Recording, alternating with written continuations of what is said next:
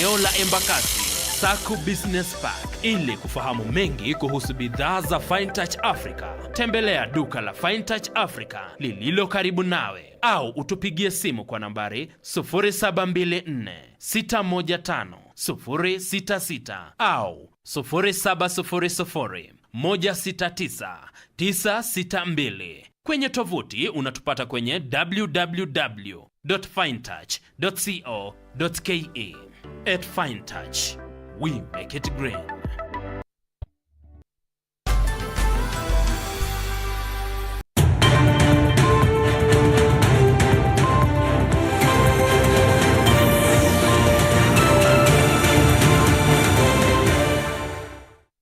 Agatin missing chitab kolenjin atinye kamangunet ne ole ichame genoi tugul negere ketesiet nebo Kass Tv. Kasartage nekakituye eng yuton bo Kass Tv tetutiet nebo longetab kabatik neitun kila betutab kwangwan kasi. Kainenyu ko Caroline Kiplagat ago kou atkai tugul ko kitaunen logoiwek choton chekamuch kotestai kobun kebeberwek cheterter chebo emet ako ibet logoiwek chuton en oret nebo kabarunoik ko Naomi Cherotich. Kitaunen yuton bo taonitab Nairobi ole kakomwa President William Ruto kole tinyen kayanet neo Inspector General nebo Police nelel Douglas Kanja. Kongoloni eng State House Nairobi kokebata kayosyechinetab Kanja nekatestai eng Supreme Court eng taonitab Nairobi. Komwa Ruto kole tinye Kanja naet nebo kasarta negoi neyeme kokweri boisionik choton chebo police en emoni. Kaboisie kasarata President Ruto komwa kole tesetai serikalinyin kosuldaen tetutik cheterter chebo kowal sobonwek choton chebo afisaekab ripsetab kalyet eng emoni.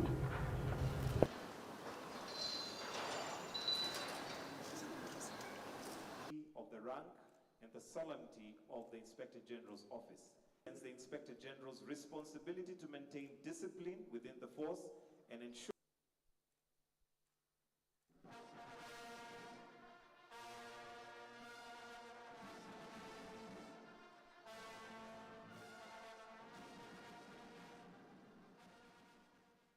Your Excellency, may retreat to your seat. And I want to tell the National Police Service, in Mr. Kanja, you have a seasoned leader, a disciplined career police officer, and a dedicated Kenyan. I have faith and I believe in the capabilities of Mr. Kanja to provide leadership to the men and women in our police service. I want to commit, as I have done in the past, that we will continue to look at the terms of service and also all other requirements of our security agencies, both human capital, welfare issues, the kind of tools and equipment they need to be able to efficiently keep our country safe and secure. Chabot emetab Kenya kotou koboisie tetutiet nelel nebo kanyoiset nebo Universal Healthcare. Chuton ko kosubkei ak President William Ruto ne kangong chuton eng tuyet ak afisaek choton chebo tililindo anan kobun ministry noton nebo tililindo koboto governors tugul chebo emoni eng State House Nairobi. Komwa President kole tougei boisiet nebo tetutiet niton bo UHC kongeten arawetab 10 nebo kenyini ole kasom bigap emet kotestai kosirchigei tetutik cheterter cheboto tuget noton nebo kanyoiset nebo SHIF. We have now come to the point where we are going to roll out UHC. And the date is 1st of October. And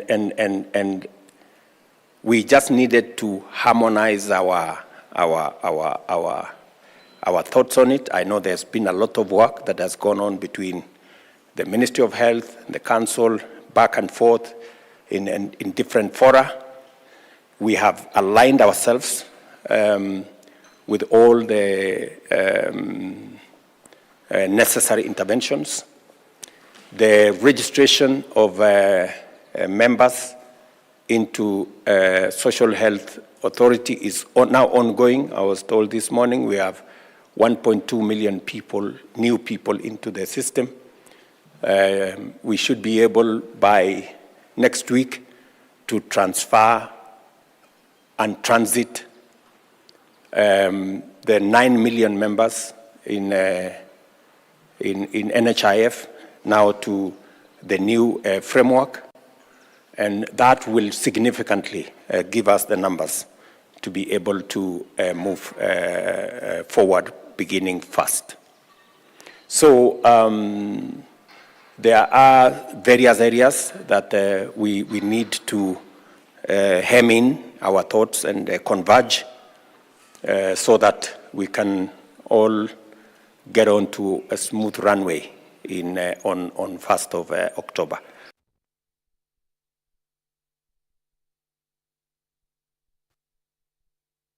Kibendi nguni county nebo Uasin Gishu lekayai tuyet county commissioner nebo county noton bo Uasin Gishu en kibagenge konetik chechen chebo sugulishekab secondary en county noton eng tokyinetab kekirinda yautik chebo mastinwek chebitu eng sugulishek mising ko eng kasarta netokyinigei kipsomaninik kasarta nebo tiemutikab boror choton chebo KCPE ak KCSE kongololi kasarta nekoiwangu tuyonoto komwa county commissioner Dr. Edison Nyale kole agot kole kawet kasarta nenyolu kobois kibagenge stakeholders tugul asimatestai anan asimakitestai kebaorionji yautik chemokororon eng sugulishekab county noton. Nguni sirindenyo Timothy Kiplimo kotinye koindekab logoiwek chuton. Ilikuwa ni mkutano wa kukumbushana ya kwamba hao wako na wajibu, hao ndio wakurugenzi wa haya mashule. Kaindochi tuyet nekaituyo konetik cheechen cheite 219 kobun county nebo Uasin Gishu county commissioner Dr. Edison Nyale ole kaikimit ine kamanutietab tuyonotok mising ko en kasarta netokyingei kalenda nebo somanet tiemutikab boror chebo KCPE ak KCSE. Huu ni msimu wa mitihani na maandalizi ya mtihani. Huenda kukawa kuna mlipuko wa wanafunzi kugoma sababu ya changamoto hapa na pale na wasiwasi na hofu. Kwa hivyo ilibidi kwa tukutane kwanza, tuhakikishiane ya kwamba sisi tutakuwa imara, tutadhibiti wasiwasi na hofu yote ile ambayo huenda ikatokea, hasa wakati wa watoto wetu kugoma na kuanza kusafiri katika mwendo mrefu. Kaikimit Dr. Nyale kole yautik chebo mastinwek chekoketestai kebaorionjin en sugulishek cheterter en emoni koimuch kotinyegei ak kayweishet nebo tiemutikab boror. Kit nekamach kandoik cheechen en sugulishek en county nito koker kole kakirikyi ak ketikon kipsomaninik kotugul. Ilikuwa ni kusisitizana kwamba ikiwa mtihani inaanza kamilifu na siku za karibuni, basi tuzingatie maadili ya mitihani. Tusije tukafungua kapengele ambako kataleta hofu na kukaribia mwanafunzi ambaye amekaa miaka 4 shuleni. Na pia tukaangazia mambo ya utendakazi na uwajibikaji. Ukiwa umepewa majukumu ya bebe kulingana na uzito ule ambao unastahili. Kwa hivyo walimu hawa tumekubaliana ya kwamba maandalizi ya mitihani itakuwa imara. Mitihani itakapokuwa, tunaomba Mungu pia aweze kuona kwamba tunafanya mtihani hii katika wema. En kasarata komwa Dr. Nyale kole nyolu kekoch kipsomaninik boroindo nebo komwa kaimutik chebune asikeker kele kakikirinda alak eng tuguk cheimuch koreu asenet. Vitengo vya shuleni kunako watoto prefects, kuna governors, kuna presidents, kuna hata pia wachungaji na ni watoto wa shule tu. Hawa wote tukiwa leta karibu, basi kutakuwa hakuna hofu ya mambo ya kugoma ama migomo katika mashuleni. Pia serikali inalenga vilabu vya amani.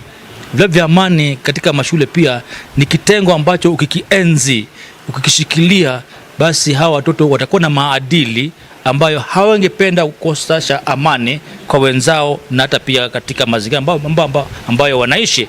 Kwa hivyo wataleta ujumbe wote ule ikiwa kutakuwa kuna mipango ambayo inapangwa chini kwa chini. Kong'et eng kanaset nebo Eldoret en county nebo Uasin Gishu, logoiwekab emet chebo Kass TV, kanenyu ko Timothy Kiplimo.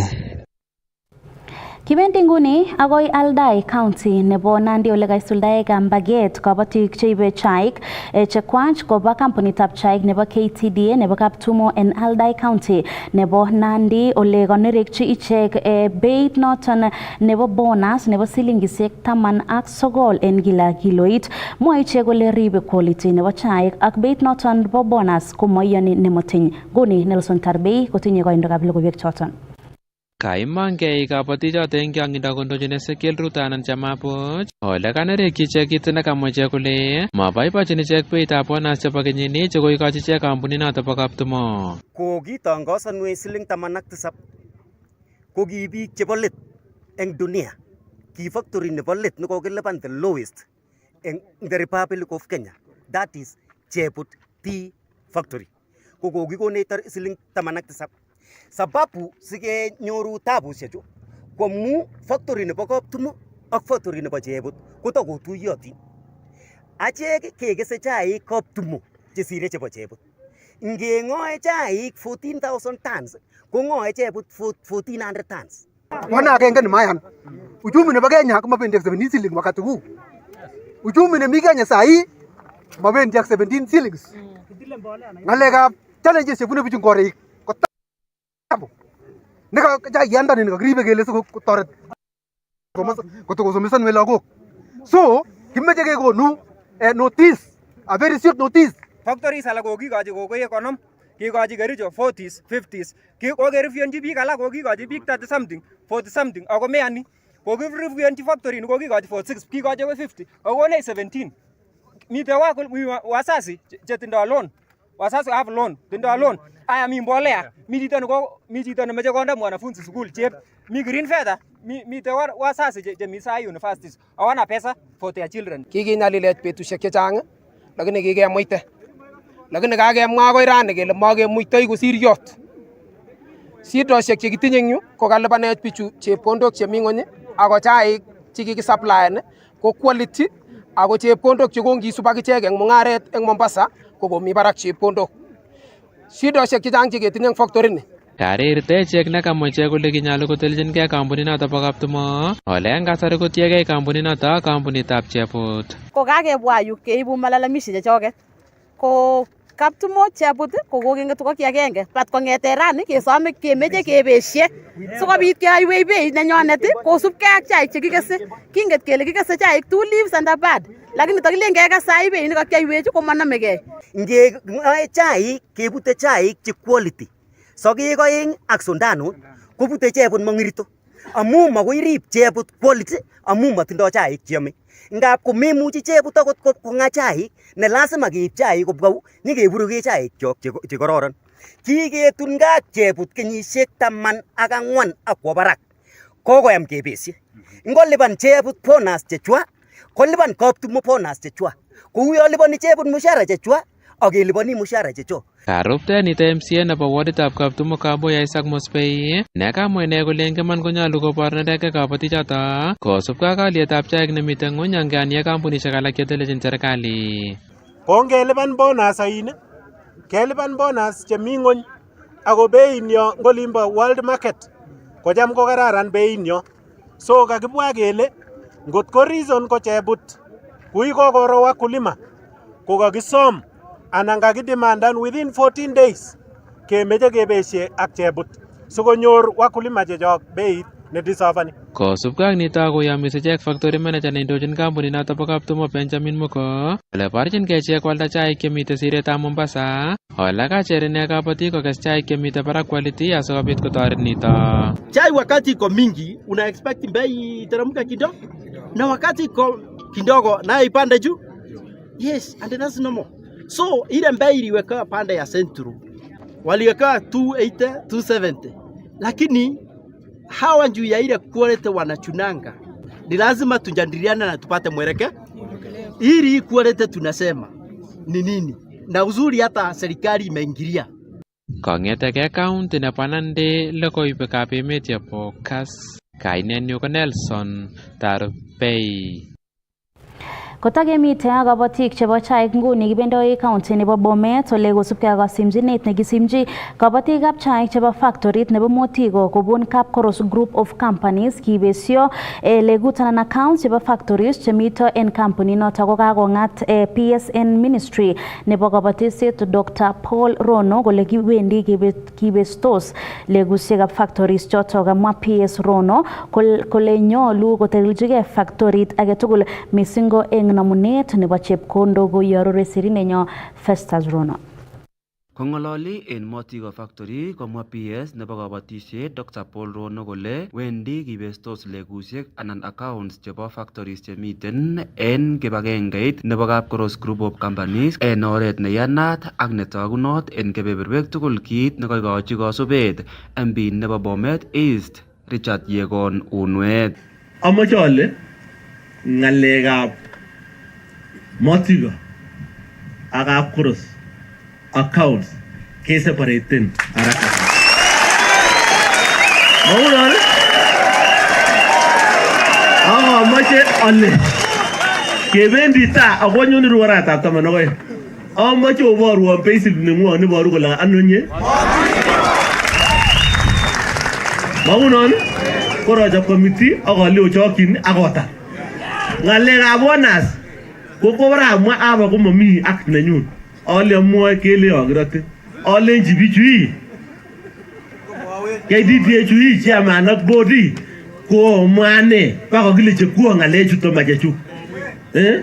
So akile mi HM nikikakiyai. Kyo kasis? O kikisir minutes. Kyo kasis? Koma unon korole kukure HM haraka akotar ngalecho.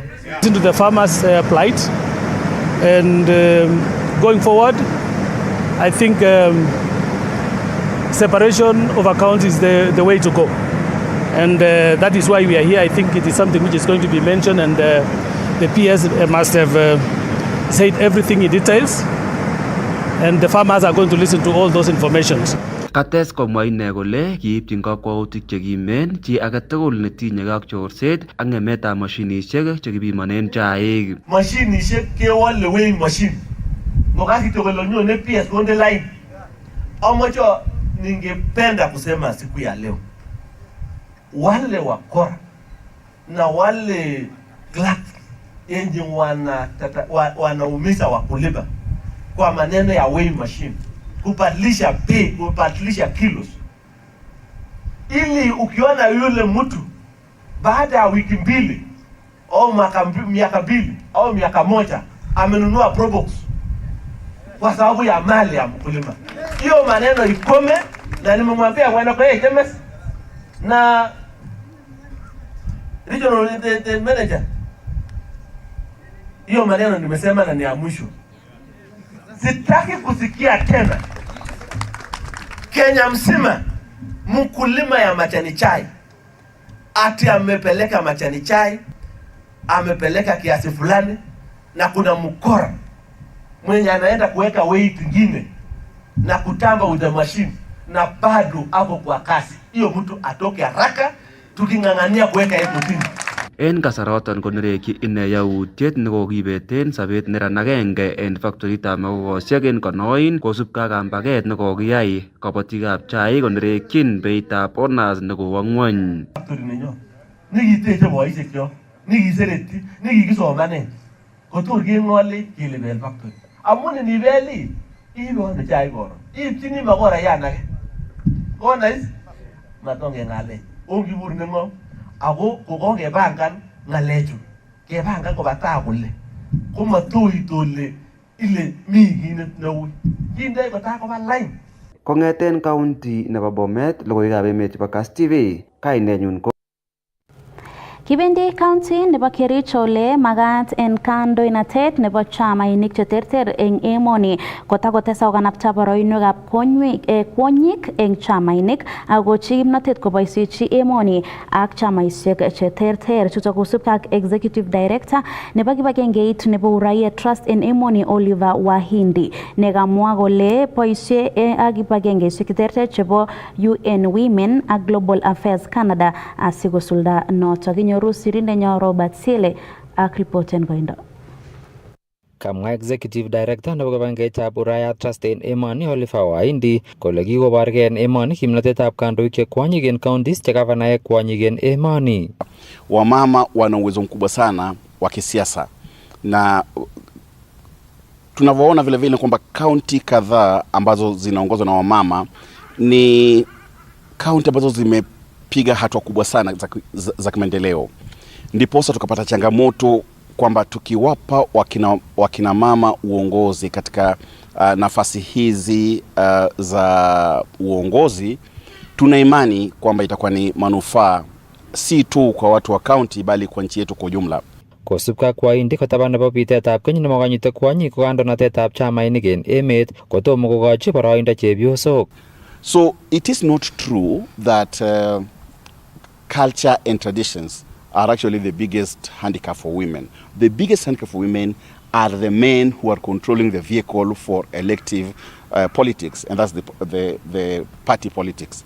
So if we can get Honorable Raila saying today, for example, that I will only support women nominated in ODM zones to be governors, we'll get all those women elected. Kamiten afisande noton bo Uraya Trust en tuyetab betusiek somok nekomiten en kibagenge ak UN Women ak Global Affairs Canada en tuyet nekaituiyo stakeholders cheterter en county nebo Kericho en kakimitetab chepyosok kochuti kandoinatet ole rutechin counties cheterter alak en emoni en tetutik cheu choton. Tukizungumza na viongozi kadha wa kadha wakiwemo magavana kujaribu kuwahimiza kwamba ni manufaa kwao na kwa wananchi wa kaunti zao iwapo wakina mama watapewa chance ya kuwepo katika uongozi wa maana katika kaunti hizi na katika nchi yetu kwa jumla.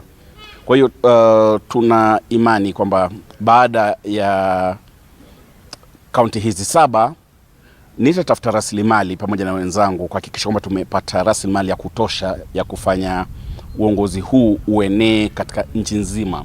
Kamiten tuyanoton kandoik cheterter chikochutyi bolotet che chepyosok kondochin director nebo Betting Control and Licensing Board en emoni Anto nekikosam ng'echeretab MP nebo Ainamoi konyil oeng en county noton nebo Kericho kobaten tomo konyor inendet kabelishet ole kacher chepyosok matkokonkei taban nebo kewelutik chenyoru icheket koborchingei boroinwek choton. Moche asom ali kong'ete raini kaikai ona ole akot okwek o biik chebo maana ndamun okweket konyolu part of the cake nebo emoni. En sit nebo MP ngete ko chepsisindet moe koron iker ile kelai ne number 1 koron ko chotos kerin biik kole kelai ne ko murenik takakolach ine long'inyin akot matin ko tight kole tos kokere momi chi nelenjin ne nelen kayait ngoriono lakini echek tuguk chechang chemengech momi boyot kilenjin tom kitunin manyolu inyo ng'echeret ndamun tom kitunin itebenge ile ka katunisiet ak kandoinatet konamegei nano tuitos en ano.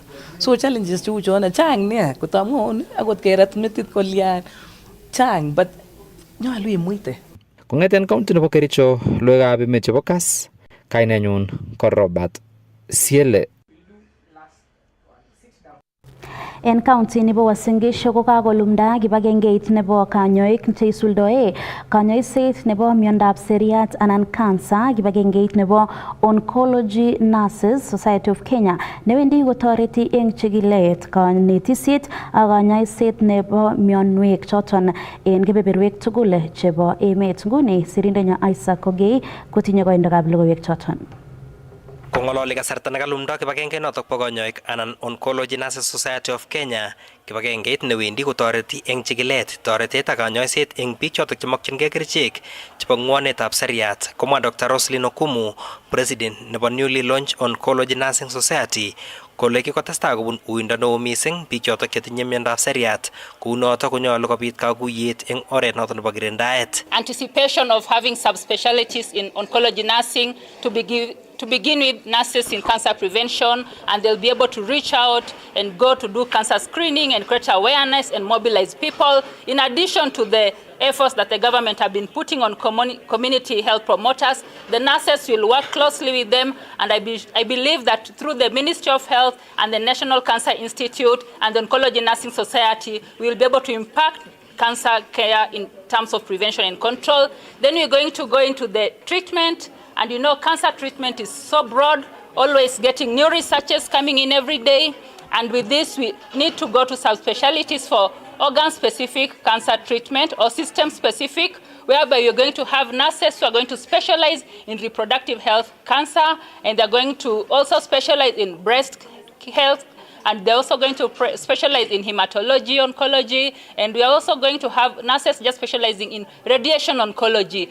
Kamwa Dr. Okumu kole kibagenge notok kowendi kotoreti eng chengetab walutiet eng kaimutyonotok bo seriat neboto magetab kobit kerichek eng sipitalishek tugul chebo emoni. And in terms of medical oncology nursing, we are going to ensure that we are in line with the upcoming researches that are being done from one point to the other, so that our patients are also going to get medications that are less toxic and more efficient for better recoveries. And we're also going to have nurses who will just consider pain management.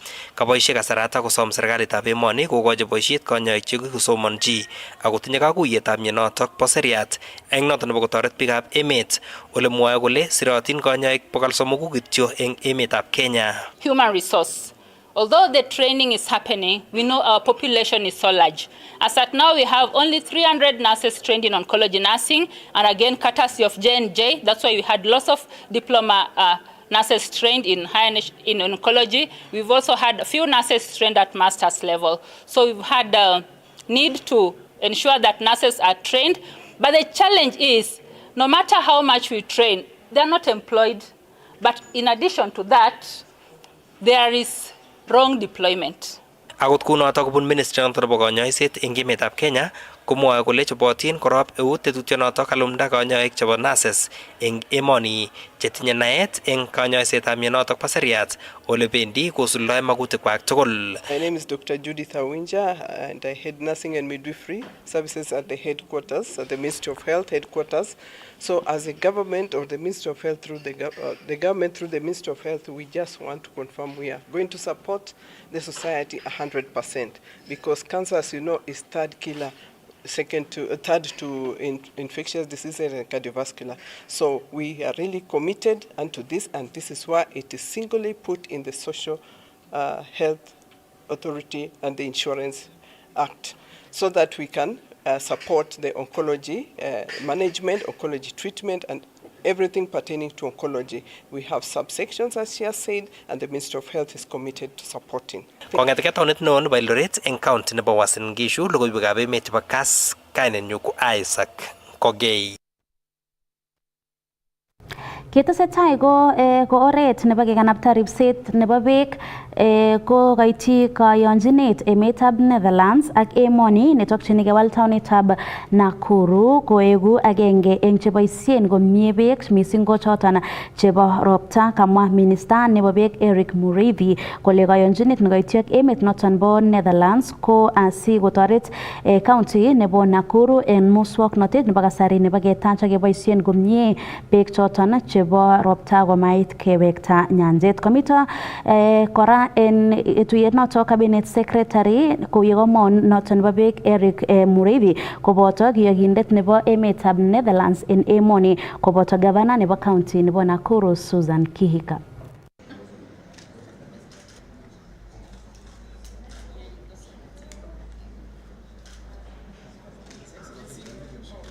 We must plan urban centers to harvest, to store excess water during rains and floods, so that we are better equipped to handle periods of drought. A city designed to naturally absorb, store, and filter water, effectively recharging our ground aquifers. This innovative approach will be extended to the rest of the country, with Nakuru serving as a blueprint for other urban centers. And the Water as Leverage program allows us to apply these innovative solutions, to apply this knowledge in a new context, working alongside our Kenyan partners and stakeholders to create a resilient and sustainable Nakuru city. Addressing the three challenges, too much, too little, and too dirty water, requires a comprehensive approach, combining policies, technologies, and sustainable practices. And by treating water as leverage for development, we can mitigate climate change impacts and foster resilience through collaboration across sectors. The expected outcomes include significant improvements in water quality, a reliable water supply system, reduced flooding, and enhanced urban resilience. Additionally, the initiative is poised to promote sustainable urban growth, improve the quality of life for Nakuru residents, and strengthen international collaboration between Kenya and the Netherlands. Ngechut ngwendut nebo mungaret ole kanyoru emetab Kenya besendo nebo $10 million kobun emet nebo India, kamwa Cabinet Secretary nebo Investment, Trade and Industry Salim Mvurya kole rabinik choton kobendi keboisien eng toretet ak kanaptaetab mungarosiek chemengech. The government of India and the government of Kenya have had a very long bilateral and also economic partnership. And our discussion was leveraging on the relationship between the two countries and to see how that relationship can translate into expanded trade activities between the two countries and also to open areas of industrialization and also areas of investment. Already the government of India has given us $15 million of credit, which is being administered by the Kenya Development Corporation. And part of these funds are supporting the small and micro enterprise development. And more importantly, those enterprises that import machines and equipment from India, they also get an incentive. So already they have supported us with $15 million in that respect. Here there's a project that is coming up in around Thika, which is going to be major on the pharmaceutical. And this is an investment that is already pushing the implementation on the ground.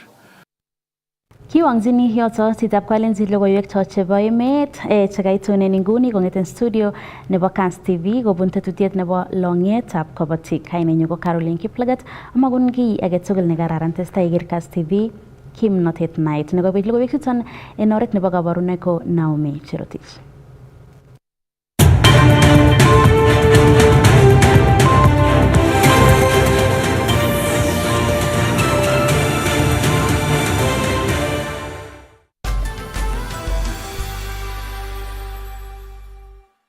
Manze mimi ni mshindi wa 7 chwani.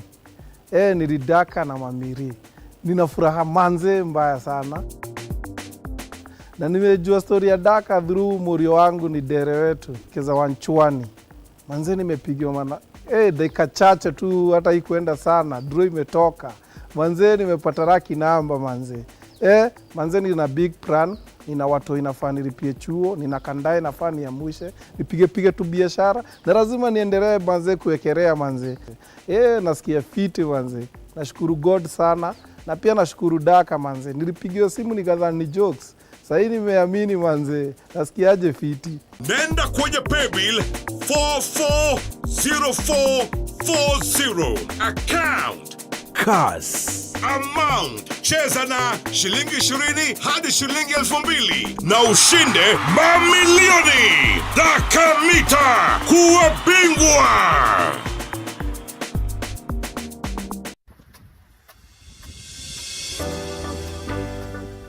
Fine Touch Africa Limited inakuletea pipe za irrigation na pipe za kusambaza maji zijulikanazo kama Fine Drop HDPE pipes. Fine Touch inatengeneza pipe hizi kwa ubora wa hali ya juu na kuuza kwa bei nafuu. Fine Touch Africa pia wanahusika na pipe za drip irrigation, rain hose, sprinklers na vilevile pampu za maji. Vifaa vingine vya irrigation kutoka Fine Touch ni kama vile greenhouses, agricultural nets, dam liners, solar pumps, rain guns, planting trays, miongoni mwa vifaa vingine vya kilimo. Kwenye mji wa Nakuru tunapatikana Industrial Area nyuma ya Gido Plaza. Eldoret tunapatikana Nakuru Road baada ya daraja la Sosiani. Pia tuko Kitale, Kapsabet, Iten, Bomet, Bungoma, Nyahururu na sehemu zingine nchini.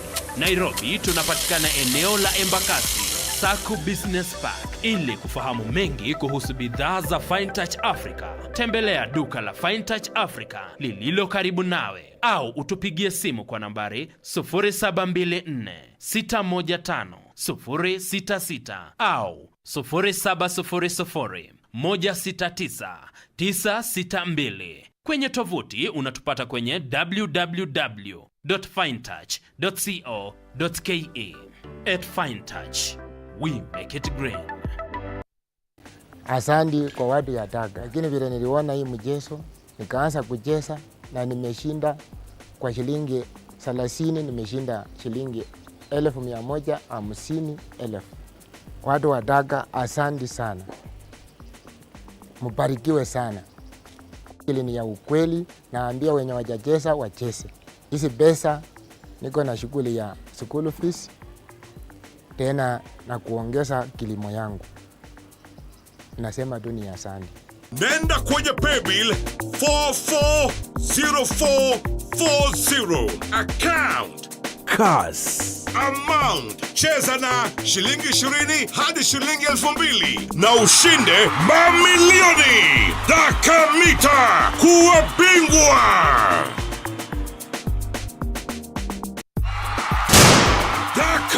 Mamili virahisi. Uko na nafasi 3 ya kuwa millionaire kila hour.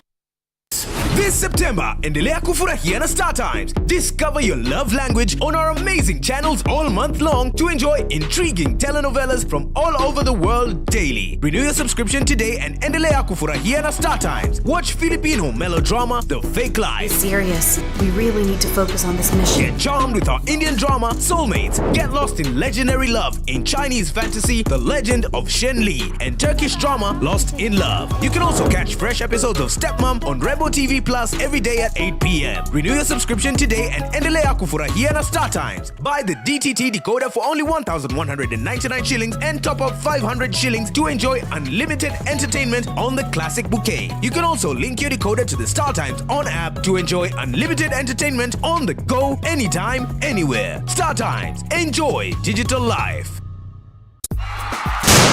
Dakar mamili virahisi. Uko na nafasi 3 ya kuwa millionaire kila hour. Usipitwe.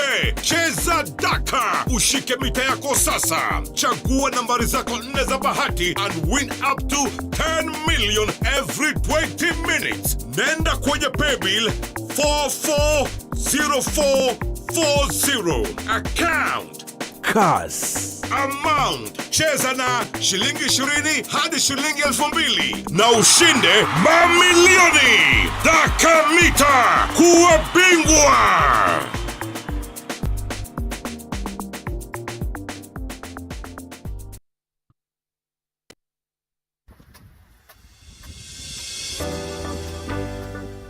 Fine Touch Africa Limited inakuletea pipes za irrigation na pipes za kusambaza maji zijulikanazo kama Fine Drop HDPE pipes. Fine Touch inatengeneza pipe hizi kwa ubora wa hali ya juu na kuuza kwa bei nafuu. Fine Touch Africa pia wanahusika na pipes za drip irrigation, rain hose, sprinklers na vilevile pampu za maji. Vifaa vingine vya irrigation kutoka Fine Touch ni kama vile greenhouses, agricultural nets, dam liners, solar pumps, rain guns, planting trays, miongoni mwa vifaa vingine vya kilimo. Kwenye mji wa Nakuru tunapatikana Industrial Area nyuma ya Gido Plaza. Eldoret tunapatikana Nakuru Road baada ya daraja la Sosiani. Pia tuko Kitale, Kapsabet, Iten, Bomet, Bungoma, Nyahururu na sehemu zingine nchini. Nairobi tunapatikana eneo la Embakasi, Saku Business Park. Ili kufahamu mengi kuhusu bidhaa za Fine Touch Africa, tembelea duka la Fine Touch Africa lililo karibu nawe au utupigie simu kwa nambari 0724 615 066 au 0700 169 962. Kwenye tovuti unatupata kwenye www.finetouch.co.ke. At Fine Touch, we make it green. Asante kwa watu ya Daga, lakini vile niliona hii mchezo nikaanza kucheza na nimeshinda.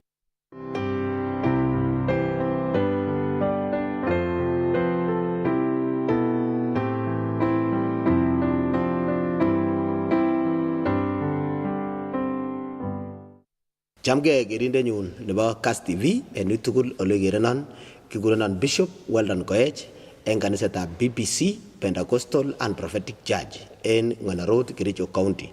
Amache atachin en tarikit 22 yoton ko Jumapili itagat en tuyet neo nemiten en kanisa nekiamdoen akobo katiaget anan katiagetab sobondo ak katiagetab chito. So karibu itagat kimiten Kass TV live en Jumapili en betunoton.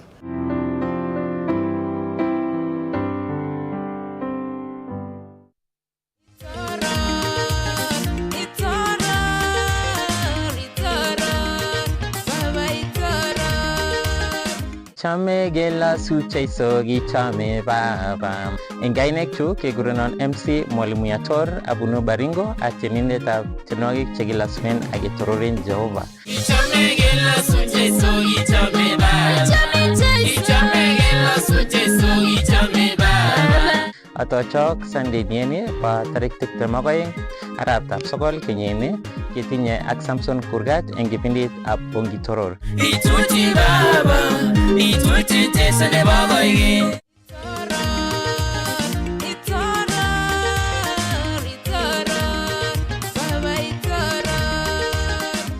Tetuteta hashtag nenetestai Friday neba wiki nitagibwatile hashtag nenetestai mashinani tutakuwa pale Nakuru tungemite actinic chobota Kilel Jazz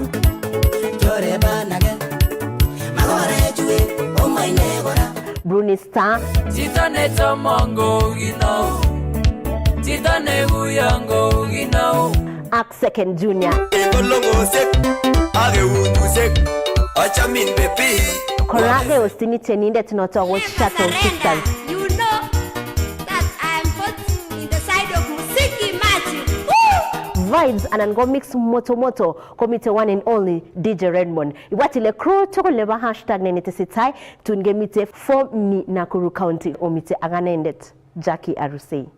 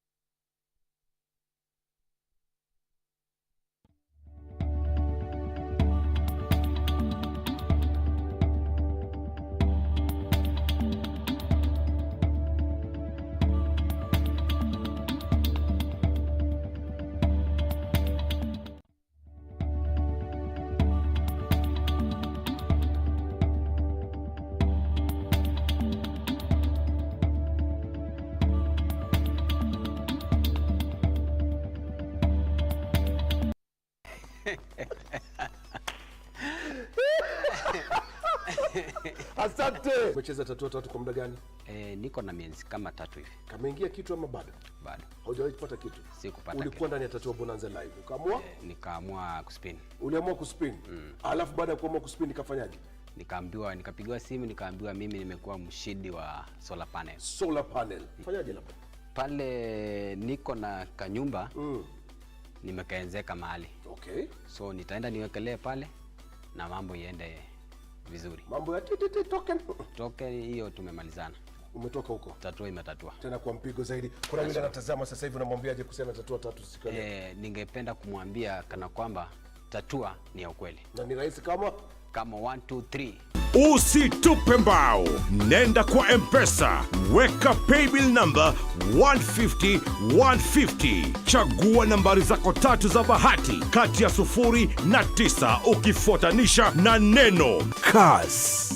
Kama account name, cheza na kati ya shilingi 10 hadi shilingi 1000 na ubebe chapa au bidhaa na tatua tatu.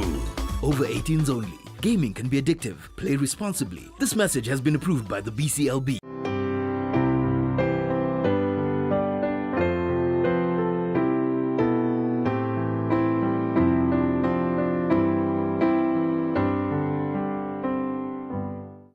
Chamge gerindenyun nebo Kass TV en tugul ole gerenan kigurenan Bishop Weldon Koech en kanisetab BBC Pentecostal and Prophetic Church en Ng'onarot, Kericho County.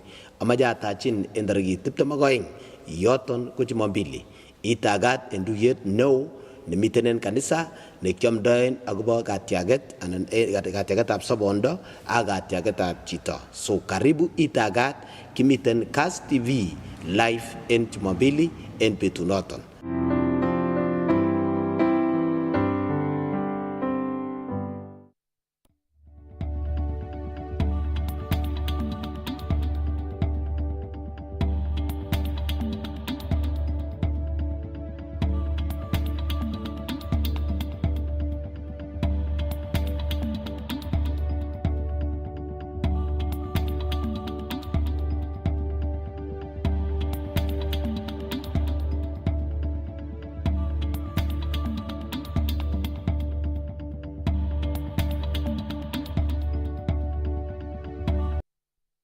Kegurena Angela Chepto abunu Eldoret ole aba West Indies. Kameche amwaiwa kale kokibirwa simet ko kelenja kasir million. Rabishek chuchak chakanyoru ameche ayat tuget neo ne siataretok biikab oli supply naga ngoroik ing bells. Biikab Uasin Gishu nini ameche amwaiwa kale otestai ochesan mchezani ameche amwaiwa kale paman ak bicho tom kotoi kochesan ameche amwaiwa kale otau paman. Cheza Loto kwa paybill number 77700. Andika neno Kass. Kama account name, cheza na kati ya shilingi 50 hadi shilingi 1000 na uchomoke na chapa leo. Over 18s only. Gaming can be addictive. Play responsibly. This message has been approved by the BCLB. Tetuteta hashtag nenetestai Friday neba wiki nitagibwatile hashtag nenetestai mashinani tutakuwa pale Nakuru tungemite actinic choboto Kilel Jazz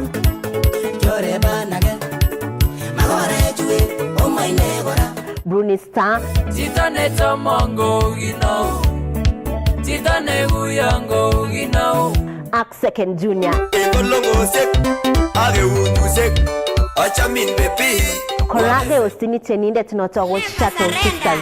You know that I'm put in the side of Musiki Mati. Vibes anango mix moto komite one and only DJ Redmond. Iwatile crew toko leba hashtag nenetesitai tungemite for mi Nakuru County omite aganendet Jackie Arusei.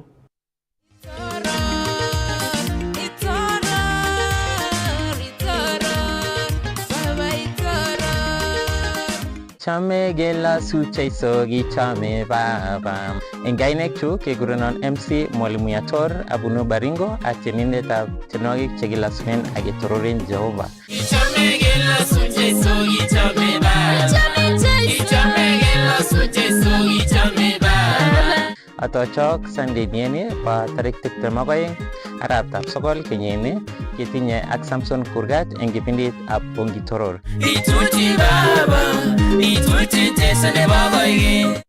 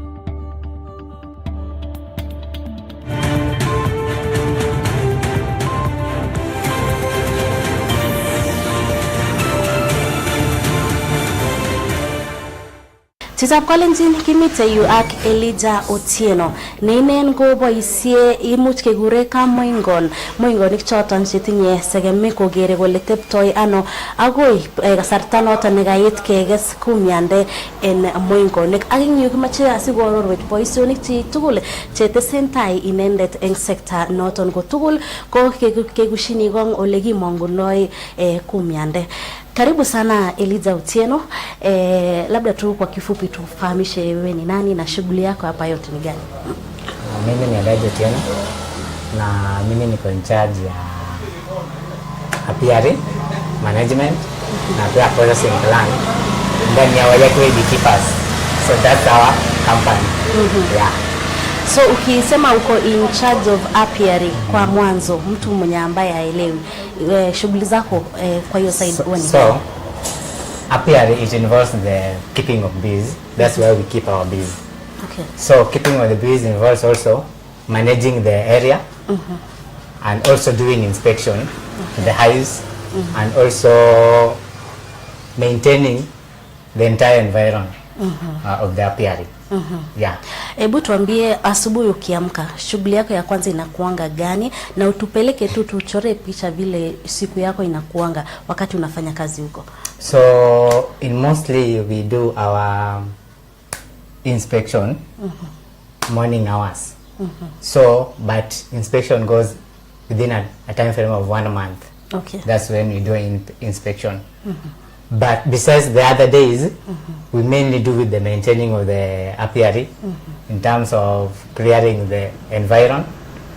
And also, while doing inspection, we do it mainly to check if the bees are in the right condition, the factors, like there are some invaders which are insects. Those are the essence of doing inspection on a beehive. And also, if in case we've gone for inspection and we find the honey, how the bees have already stored honey, that's when we also do harvesting. So inspection goes hand in hand with harvesting also. Okay. Yeah.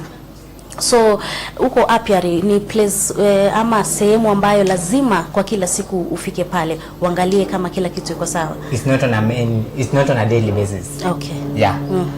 Mainly you can just go almost once a week just to check around.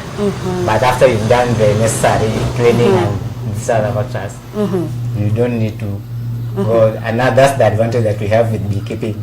Yeah. Able to tuelezee, you have this beehive, it's empty, na sasa unataka utafute nyuki, uwaweke, and then uwaweke wako sawa mpaka wazalishe asali. So what happens in that, we can often do bee transfer. Bee transfer, this involves moving bees from one locality to your apiary. Or we can also use catcher box to trap bees on the tree. Since bees flies high and at times they may be strolling around and they get tired, so they may enter into the catcher box. So that's where we can transfer to the main hive. So we have 2 catcher box since we are dealing with the 2 types of bees, 2 types of beehives, which is the Langstroth and the KTBH, Kenya Top Hive. So with that, depending on the type of the catcher box you have, that's when you can transfer to the type of the hive you will be having. Umeguzia kuna different or rather 2 types of beehives. Ebu tueleze na mkulima apate kujua tofauti ni gani. So we have 2 types. Mainly we as Wayakway beekeepers, we are dealing with mainly 2 types. Although there are many types of beehives, which includes the Langstroth. It has 2 chambers. The lower chamber is called the brood, while the upper chamber is called the super. The brood is mainly where the queen bee does her breeding, and that's where she's fed. Everything, any activity involving the queen is done within the brood. However, the super is where the bees often store, the worker bees, store surplus. After they have fed the queen with prepared everything for the queen, they store the surplus in the super part. That's what we do, harvest, while going for harvesting. While then the KTBH, the Kenya top behind, this is it's just one sheet. Okay. Although it is also separated in two sections. Okay. Which is the brood and the super. And within the separation comes in with the queen excluder. That's what separates the two now. Okay. Yeah, underneath this queen excluder, that's what separates the two, the brood and the super. So when the queen is in the brood, she can't go and lay her eggs on the super part. That's the main sense of the queen excluder. To exclude the queen from going to lay on the super part. Yeah. Mtu ambaye anakusikia unataja queen, kuna surplus, kuna bees ambao mainly kazi yao ni kazi kubwa ambayo unajishughulisha pale kwa beehive. Can you take us through just in detail ni nini exactly what happens inside the beehive na at the end of the day we get this honey? So what happens is this: in the beehive, in order for us to have a colony, a colony consists of the queen, who is the main character. Because without the queen, there won't be an existence of a colony. The worker bees, now the queen is in charge of laying eggs. That's a mandate. No other thing. The worker bees, their main work is to make honey, feed the queen, and do any other activity that involves within the hive, cleaning the combs, anything like that. And then you have the drones, which are the male. The main function of the drones is just mating with the queen. Okay. Yeah. Na ukisha wakusanya ama umewatransfer, umewatransfer, umeweka kwa beehive, shughuli ya kutengeneza asali normally huwa inachukua muda gani, na how regularly do you check to see kama the process ya honey kutoka imekuendaje? Honey harvesting, there are factors that affect honey harvesting. And these factors mainly consist of the floral pattern of the area. For instance, when you have a lot of flowers within the area, the bees will produce honey more frequent. However, for the Langstroth hive, it takes at least, for a starter, it takes at least 1 year for you to do your first harvesting. With the KTBH, it takes at least 1.5 years. Yeah, that's the time frame for you to, because of the, in fact, they have to make the system fast. Start breeding fast is going to have that entire colony. Yeah. Na kwa mtu ambaye anataka kuanzisha biashara ama ukulima wa kukuza ama kulea nyuki, ni nini cha kwanza unaweza mwambia, what advice unaweza mwambia, just the first prior thing before hata aanze kujishughulisha na shughuli yote ya kuweka nyuki? The first thing you have to do, have your space but it shouldn't be just something big. Just you can just have an area that you can keep your bees. Okay. So the area, so the factors you should consider mainly are availability of the flowers, because that's the main source of bees. That's where they source their food from. Okay. Yeah, that's where they do their sourcing. And then the nearness to water body or water. Because the bees also need water for cooling, and also generally as animals need that. Yeah, those are the main factors that we consider. Yeah. Now you've talked about a space. This kind of space inafaa ikae aje juu bees, they can attack and they are very dangerous. So in terms of safety, this space inafaa ikae aje na pia the vegetation. Number one, what we should also consider is nearness to people. We should avoid, at least if we have some more a road, it should be at least 300 plus meters from the road. Because the bees don't like interference. In case of that, they become violent. Okay. Thus, they'll attack. So those are the factors you should consider. Don't put it too close to you. And also, if we consider the people around, if it is near you, you'll find that children, they always try to be mostly they want to try what does it involve. So they may hit it with a stone and out of that curiosity, somebody may end up in the hospital. So for that, so those are the factors we have to consider also. Yeah. Talk to us about harvesting honey, because I mean there are processes and how to exactly maximize, like sasa kuna mzinga, kuna honey, but how do you the process or the procedure ya kuharvest hii honey na we harvest vizuri? Number one, while you are going to honey harvesting, number one thing, you always engage on your safety first. So your safety involves having the bee suit, having the hive tool, having the bee brush, and the smoker. All these things have their functions. So with the smoker, it will help to scare away the disperse the bees, disperse the way, and also because once the bees are smoked, they feel as though they have been ambushed, so they tend to retreat. Okay. Yeah, that's another need. The bee brush, we always used to wet the bees from the frame or from the honeycomb.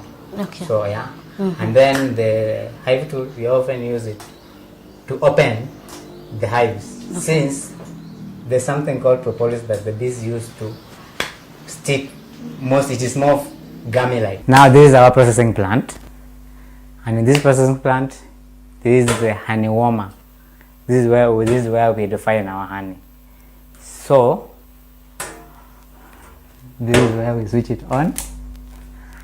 After switching it on, this is what controls the honey. So if you put it on, currently this is the room temperature. Now our honey, we warm it up to 65 degrees Celsius from the room temperature. So we pour our honey into the honey warmer, and it has this propeller. This is what propels the honey for even heating. Within that, we have this is where the outlet. After the honey has been warmed, this is where we remove the honey, but we put and store the honey in these cooling buckets. You can have a look at this. This is already been processed honey. So this is processed honey.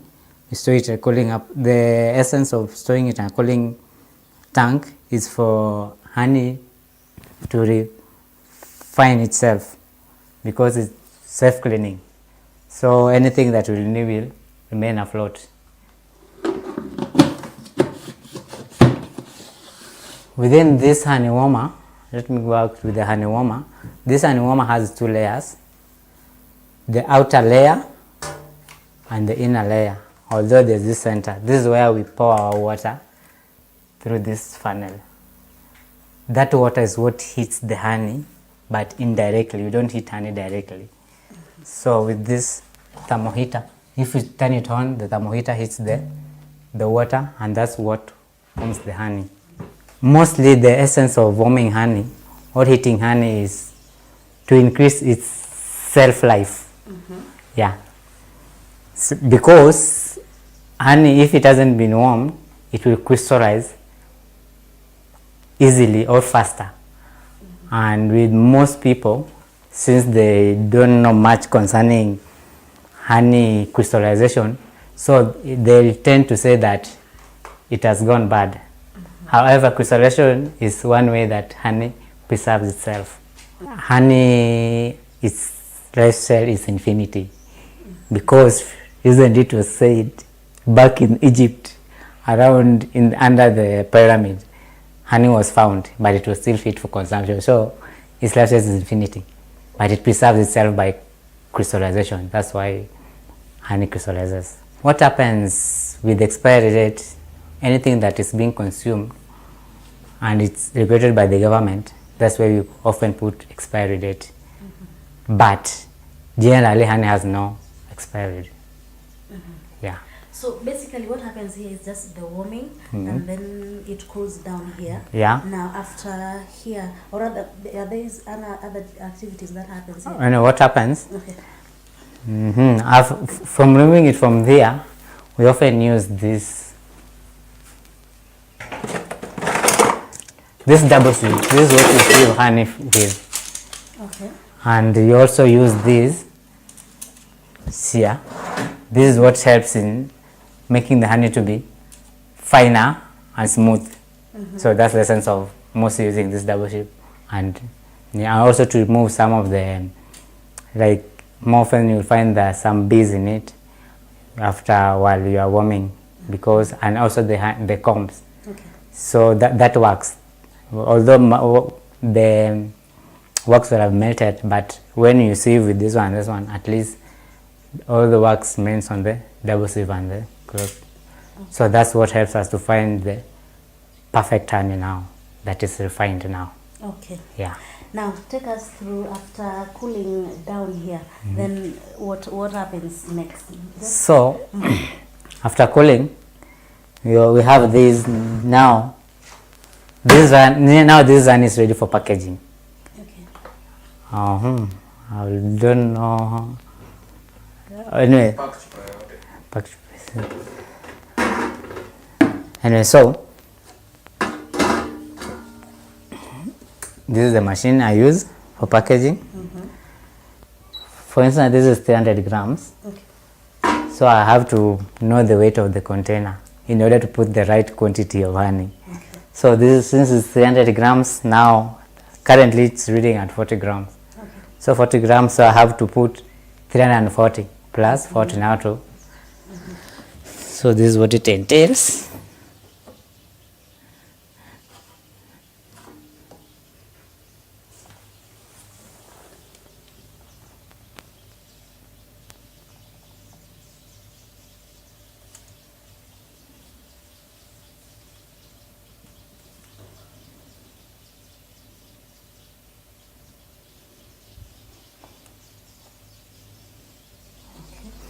Now it's 300. For now, that's 300 grams.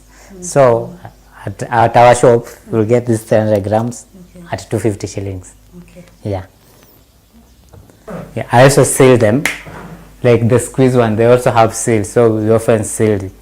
After sealing that, now it is ready for distribution in the shops or to the customer that has required or has given an order. So when you bring honey, the process of maybe warming it and doing everything on a normal day, how long does it take? So mostly I'll say it takes almost I'd say it's an entire day thing, because this honey warmer, it takes around 180 kg. So 180, at least 180 kilograms. So 180 kilograms, while warming it, it takes around 2 to 3 hours. And now sieving it now is what takes longer. Since it's liquid, but we are trying to sieve it through a double sieve and the porcelain cloth. So that's what makes it to flow slowly. So now that's what consumes time. Yeah, so it's a day's work. I'll say that. Because when I come in the morning, if I have to start with that, I'll finish it within the working hours. Yeah. And number one, the first thing that we often do while we have our honey, or since we also work with other farmers, when they come, we often measure the moisture content of honey. Okay. The moisture content of honey that the company has set is ranks between 12 to 18. So with this, you can have a look at it. I'll show you how to use the refractometer. Okay. The refractometer, with it is always calibrated, and there's a percentage of water. So that water is what we are looking of. Okay. So Now this is one of our items or tools that we use to determine if the honey meets the standards required. Yeah. Maybe you can demonstrate, or how do you normally? Anyway, so we put honey on. Demonstration. Yeah, we put honey on the top part of this refractometer, but we direct it to the light, so that's what will show the amount of water in it. Okay. Yeah.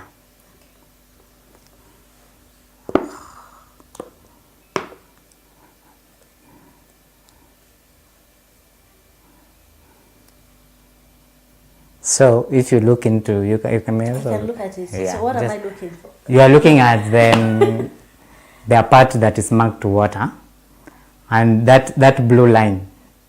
Oh, okay. Direct to the part that is marked to water. What does it say?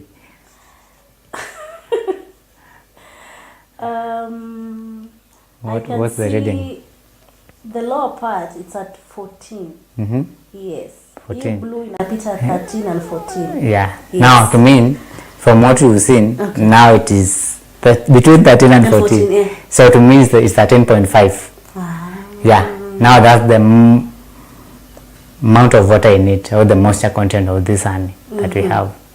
Yeah. You said you're looking between 12 and 18. Yeah. How ikipita zaidi? If it is more than that, in one or another, since we know honey is hygroscopic, it absorbs water in the atmosphere. So if it is that, it may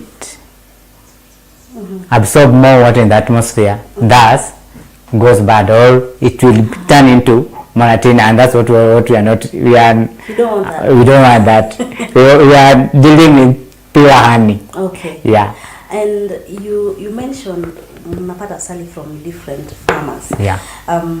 Do you, when you receive, maybe also you can mention the parts where you get this honey from different farmers, and as you receive them, do you process individually, maybe from a different region, or you mix? Anyway, our farmers, or we have other farms also, besides the one that is in Kiambu here. We have other farms in Narok, Murang'a, Baringo, and Nakuru.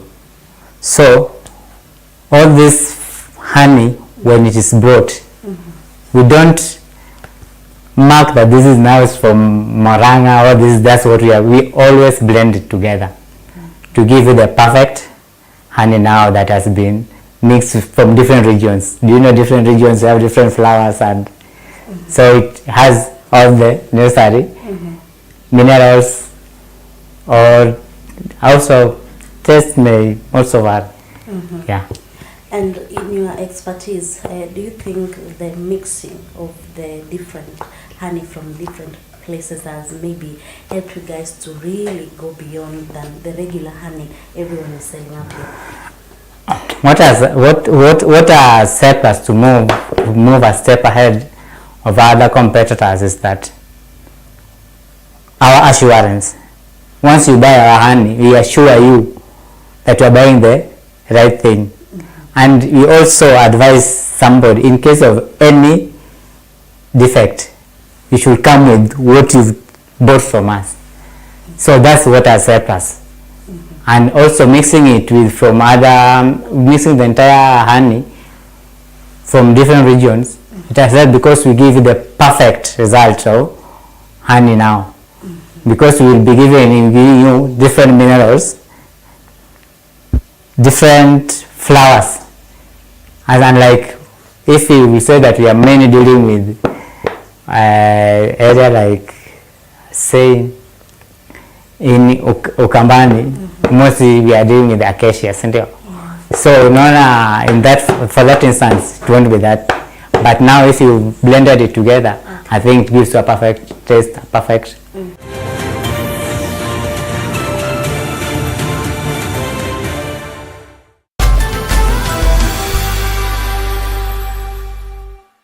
Manze, mimi ni mshindi wa 7 chwani. Nilidaka na mamiri. Nina furaha manze mbaya sana. Na nimejua story ya daka through morio wangu ni dere wetu Keza Wanchwani. Manze nimepigiwa mana dakika chache tu, hata ikuenda sana, draw imetoka. Manze nimepata raki namba manze. Manze nina big plan, nina watu inafaa nilipie chuo, nina kandae nafaa niamshe, nipige tu biashara, na lazima niendelee manze kuwekelea manze. Nasikia fiti manze. Nashukuru God sana, na pia nashukuru daka manze. Nilipigiwa simu nikadhani ni jokes. Sasa nimeamini manze. Nasikiaje fiti. Nenda kwenye paybill 440440 account Kass. Amount cheza na shilingi 20 hadi shilingi 2000 na ushinde mamilioni. Daka Mita, kuwa bingwa.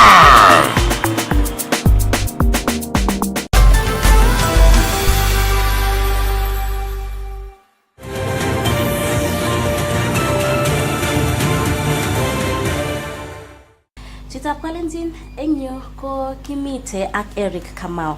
Inendet ko muchagure kabatindet agora ko chemungaraindet netinyege ak kabatisiet nebo ripset ak baet nebo segemik agora oldoi kumyande choton chenyoru kobun moingonik chetinye inendet.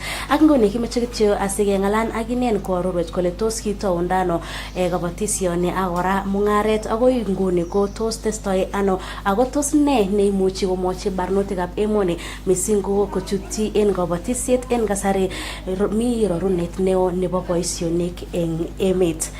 Eric Kamau. Mambo. Poa sana, karibu sana. Shukran sana. Tuambie Eric ni nani? Eric Kamau is a beekeeper, formerly an IT tech. So that's what I was dealing with. So, and I'm the Chief Executive Officer wa Yakio Beekeepers. Karibuni sana hapa kwetu. Feel at home, kula asali sana. And enjoy. Yes. Yes. You were in IT. Yes. But now you are a beekeeper. Talk to us about then and the transition to beekeeping. IT was interesting. Actually, I was in the field of networking. So I started the beekeeping business with my brothers. Okay. So this all came about when my dad, he has a parcel of land back in Nyeri. So, and in his retirement, he really didn't want to be engaged in other activities. He wanted to have his time and relax at home. So he asked us if we have an idea of how we are going to utilize that parcel of land. So one of the brothers suggested we do beekeeping. Okay. So from that point, that is where my interest came in. So we started by going for trainings at the National Beekeeping Institute, and we got certified. So from that point on, we started putting up beehives. We had at least, for a start, we put 6 beehives back in the farm in Nyeri for a start to see how it's going to be, so that we get also to interact with the bees, get to understand the nature of bees, and what revolves in and around beekeeping. So that is what got my interest. So I had to leave my IT job and come now to the beekeeping sector.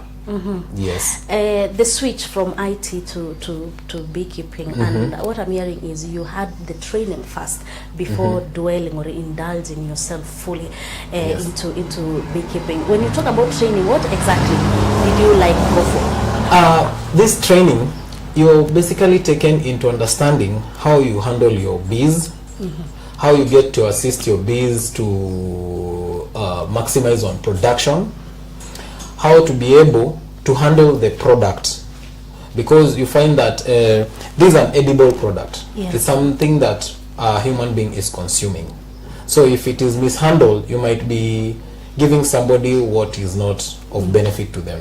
Okay. So the training you're taken through how you're going to handle this product from the point of where it is being produced, that is the beehive, to where you are going to pack it as it is right now in our shop.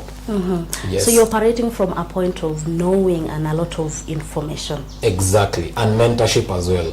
Yes. Now, talk to us about settling here at Waiyaki Way Beekeepers. It is an urban setting, and definitely bees are they are animals or insects who don't want a lot of disturbances. They like their peace. Why here? First and foremost, like I mentioned, in our farm in Nyeri, Nyeri has more or less the same setup, which is forested. And having chosen this place, we were looking at place where we have a lot of forage. Forage was our main key point. So with having forage around us and availability of water, there is right behind our shop, there is a stream flowing down. So we knew we have availability of water and we have forage. So that is what caught us, and now we decided we have to set up an apiary within our locality so that we can be able to be monitoring it. Remember, when I was in my IT field, I wasn't in the best position to be traveling to Nyeri, checking on the beehives, how they are performing. So we sought this place because it is near where I live. So over the weekend, I dedicate time, I come look at the beehive, I see how the bees are behaving, I see how they are developing the combs and the brood chambers and the super chambers. So I got to interact more with bees, them being close to me than being far away Nyeri. Yes. Your technician, if I may call him so, he told us he visits the apiary maybe a few days in a month or something like that, and maybe the job is not that demanding. But what informed you to quit your day job or your IT job and fully focus on beekeeping? I was really inspired mostly by climate change. If you realize that most of the human activities that we've engaged ourselves in, it's really affecting our climate. So, and bees are a very important component in our ecosystem, more so for pollination. And if you realize, even in my locality, most people are doing farming that is home-based. So you also need to help them improve their production through keeping up bees that are not so close to their homes, but they can also assist them in their pollination and production of their crop farming. Yes. Now, Eric, you have this knowledge, you've gone through training, you've quit your job, you're like, now I'm doing this beekeeping thing. Yes. But then capital or money is a big factor in all this. How did you maneuver into like starting it? Okay, remember this idea came around 2017. So, and I started doing savings together with my brothers. So we had to do savings so that we get to venture into the business. Because if you decide, let's say you want to start up this thing all of a sudden, as you've said, it's capital intense. You really need a lot of money. So we had first to come together, pull resources from one side to the other.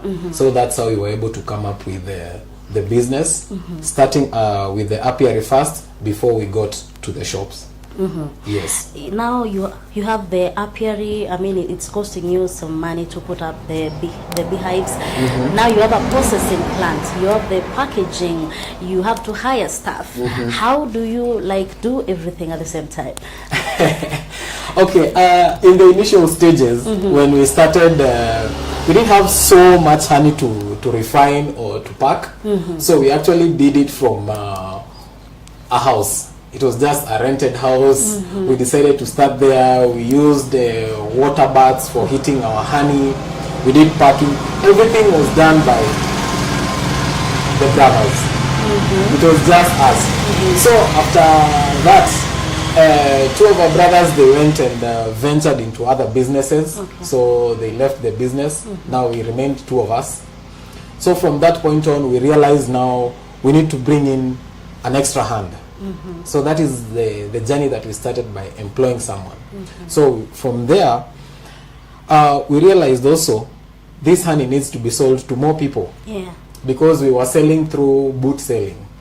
Kwa gari, you sell to friends, you sell to neighbors. That's when we established our shop in 2019 1st of November. That is when we opened this shop. It's called Honey House along Muhuri Road off Wayakiwe at 87 Junction. So that's the first shop where we started. Now from there we employed, we needed now another extra hand. So from that point on, we've really grown to whereby we've established even another shop along Wayakiwe, 100 meters from 87 Junction, which is called Asali House. So that is also our shop. So we got to put another team player there. Now we expanded further. We had to buy equipment for the processing plant, which is the honey warmer. You will be shown in the back end. So also there we needed another extra hand. And now from that we also have our store. So our store also needs an extra hand to also assist us. So through that process of development and growth, it's now we brought in now other team players to be able to take Wayakiwe Beekeepers to another different level where we focus on being. I mean, from bees you get honey, right? But from what I can see here at your shop, there are different kinds of honey and other products. Maybe you do also value addition, but maybe before we get into like value addition that you do, talk to us about the honeys you produce, if I may call it so. Yeah. So the honey that we produce, you realize from the shop here, you can see the honeys have different shades. Yeah. So the different shades, we get honey from different parts of the country. Yeah. From Baringo, from Narok, from Ranga, from Nyeri, from Kiambu. So having different locations, they have different forages. And the different forages, the nectars have different shades. You will find a shade from acacia nectar will be different from a shade from a banana nectar. So that is why you will find that we have different shades, and they will also have different tastes and different viscosities. Okay. Yes. Okay. Talk to us about now the value addition you do, and also the processes, and maybe if you collaborate with other people to like still get products from value addition. Yeah, with the bees, it's very interesting that from a beehive you'll get several products. That includes honey being the major product. Yeah. We also have a product called propolis. We also have wax. We have bee venom, and we also have pollen. So from all these products, we do different kinds of value addition. Starting with honey, we do infusion. Like for our case, we have ginger infused honey. Yeah, it's just to add more nutrients to the honey because of the benefits that come in and around ginger. So the nutrients from ginger together with the honey that we've harvested, we now infuse it to get the ginger infused honey. From wax, you can get candles. That is one thing you can get. And also from the same wax, you can be able to use the wax in making the body cream. So like for instance, something like a body cream, it really needs an advanced place where you don't need to be refining the honey, and also you're making the body cream. That's food and yeah. Okay. So we also liaise with an organization like the National Beekeeping Institute because they have advanced labs whereby they can get us the exact quality that we want. For instance, the body cream and the propolis, they help us refine it. So the propolis is also another product that you get from the beehive. It is refined, then you get a tincture from the propolis, then from the tincture you get the propolis suspension, which are the products that you're going to get in all our outlets. Yes. Okay, talk to us about pricing. Okay, what informs the prices you set for your honey and other products? First and foremost, with honey, it's the nutritional value. For our case, at Wayakiwe Beekeepers, we do blending of honey. After it has undergone the quality checks, we do the blending of honey. The reason we are doing blending of honey, we want to maximize on nutrients from different plants. So now for a case, a kg of honey will cost you 800 bob. Yes, we give you value for money, you know. So, and now a product like propolis, it is guaranteed, it has undergone all the standardization checks before it gets to our shelves. So that is also another thing that will dictate the price that you are giving at. Like the propolis suspension costs 850 and the tincture costs 500. So other products like the body cream. The body cream will cost you 500 shillings and 250. Yes. You know, I'm asking like what informs the pricing for maybe somebody who wants to start off, and maybe you'll find he or she might be undercharging or overcharging. So how like to get like a good amount that you also benefit and also the client gets the value for their money? Okay, one thing that will dictate our pricing is the market value. To start with, market value will dictate, and also the clientele, the niche that we are looking at. Yes, we'll also put them under that bracket. Yes. Talk to us about licenses and quality checks. Yes. And everything procedural, so that you are able to operate, and I mean everything through the processing plant, and also you meet the standards for the market. Okay. Yes. Now, for our case, we have several licenses. One will include the business license that we have to get for Kiambu County. We'll also have to get the standardization map from KEBS. On top of that, we've gone ahead a step further. We take our products at the National Beekeeping Institute labs for further analysis. You can even check in our shop, we have the certificates. Our staff, they have to get the health certificate, because remember, this is food that we are handling.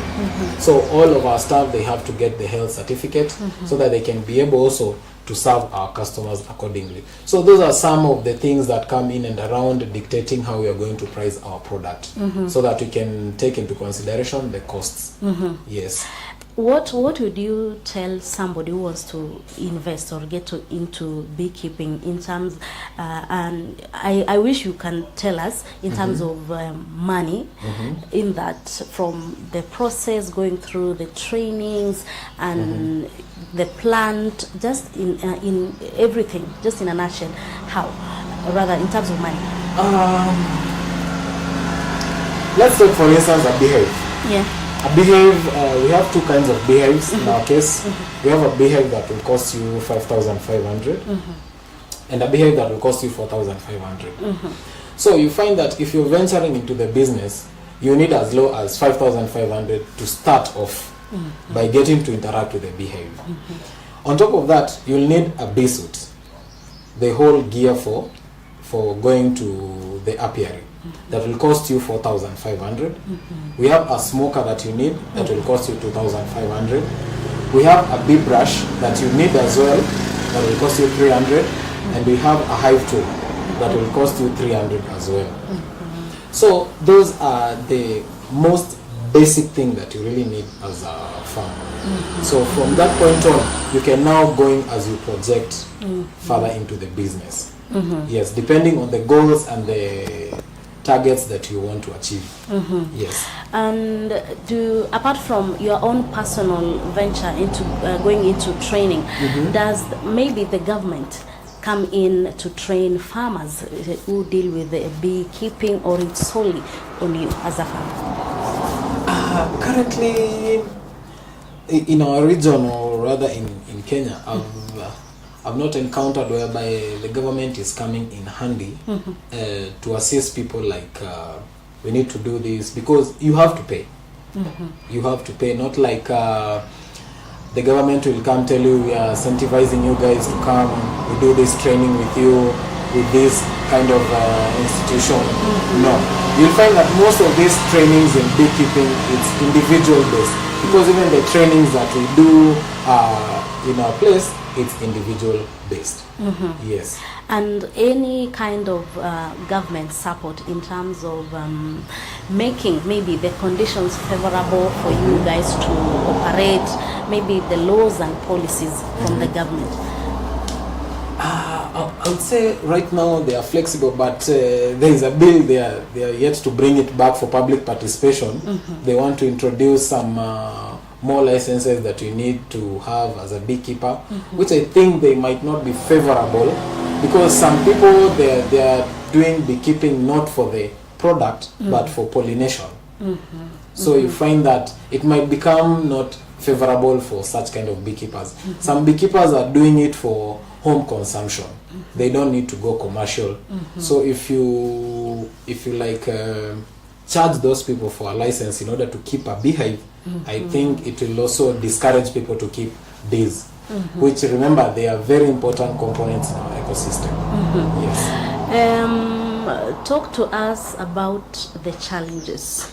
I mean, you are a farmer, you're a businessman, you're an employer, and in all those stages, I can guess maybe you come or you encounter challenges. Maybe in every that cap you wear, what are the challenges? As a beekeeper, one challenge you will encounter is use of pesticides. Let's say you set up your apiary next to your neighbor is doing crop farming, and then they use a lot of pesticides. You find that the bee population in your farm will go reducing with time. So pesticide is one of the challenge in terms of being a bee farmer. Also theft and vandalization. That's also another challenge. People don't seem to take care of bees. So theft is another challenge.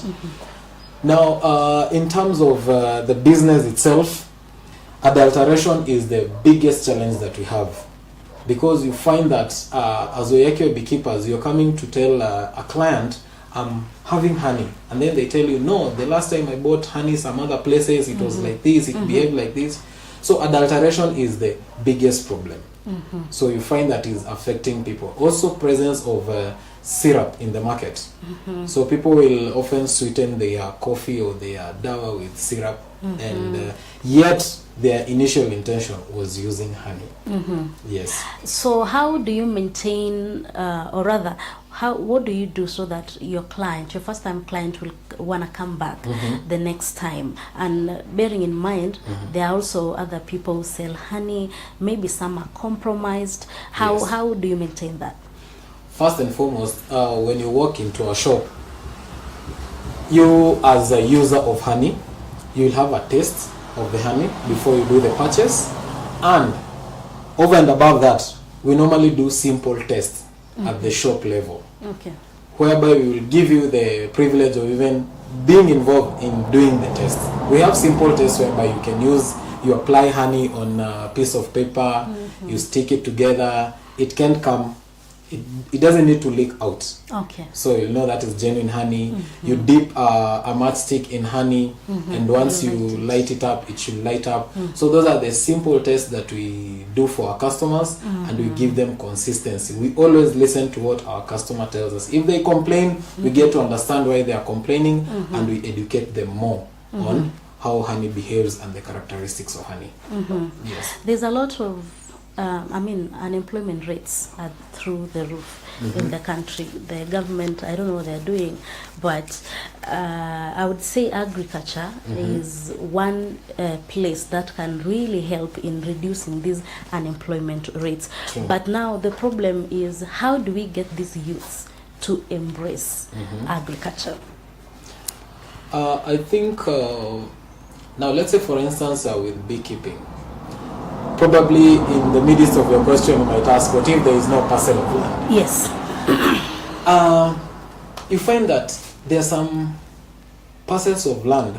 There are people who have huge chunks of land, and they have not utilized them. They need that land, but they don't know what to use it for this particular time. How I will wish the government will incentivize the youths. Like, we do this thing straightforward. go get this person who has this parcel of land, give him the idea that you have the proposal right, have it to the government, let the government deal with this person, they pay that person on time. Let it not be on promise based. We will pay you when the project is successful. Because there are so many things that can be done with these parcels of land. People have ideas of planting these plants that are climate resilient, but they don't have a parcel of land where they are going to use it. So if the government will come in handy and really assist these guys in getting and paying, because you find that not all of us have the privilege to have a parcel of land whereby you can do something. But there are people who have the privilege and they can lease the land out. Yes. Okay, as we wind up, Eric, what can you tell someone mwenye hana job, aji what to do, and it's getting into like a business like this, it's also risky. Very. Yes, so uninini unaweza mwambia? First and foremost, I would say, I'm sure all of us at some point, we know what we want to do, but we don't know where to start. Yeah. I will always say, start. Starting is always the key thing, because you find that also for us, if there's something that has really paid, is our patience. Because not always we've been winning. There are points whereby we've been losing, we get discouraged, somebody tells us, how can you open a shop in this kind of location, it cannot do well. But thanks to God, things are working. So I'll really encourage anyone there who wants to start anything. It doesn't have to be massive. Everything has to start with a step. Yes. If you look at about 400 to 600 kgs. Yeah, 400 to 600. So maybe in terms of cash flow, like how much, roughly how much would that be? I say we'll give it that, we do maybe times 650. Give it times 650 so that it gives you the best average. Yeah. So that's about 360k, thereabouts. Now, like for case, it took about a year, because when we set up the beehives, some of them were not occupied. Like actually, incompletely they were not occupied. So you find that zingine zinubeka place zingine tofauti ndio unapata zinakupa production. The ones that you think are closer to you, they are not giving you production. So it will take you about an year. Yes. And also depending on the nature of the business. Now you might be lucky you get clients moving in fast and you break even within a shorter period. We're really looking forward so that we can also expand our markets. We don't rely only on the local place that we're in, because remember, we also want to be exporters. In as much as we are importers of honey, we also want to be exporters. Yes. So that is another thing that we are looking forward to, having as it said, the way technology has made the world to become a village.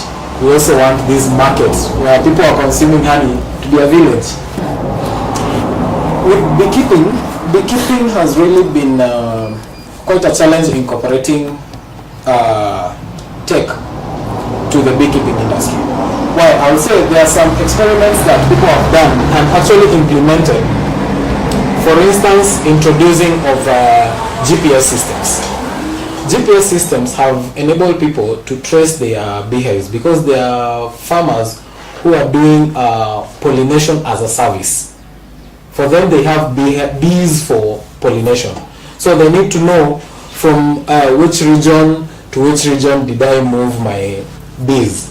And also remember, it's becoming a challenge moving bees from one place to another, because they're also migrating with diseases. So the techie has helped in one way to be able to trace where my bees have moved from time to time. People who are doing bee pollination as a service, and therefore they've incorporated the GPS technology to their beehives.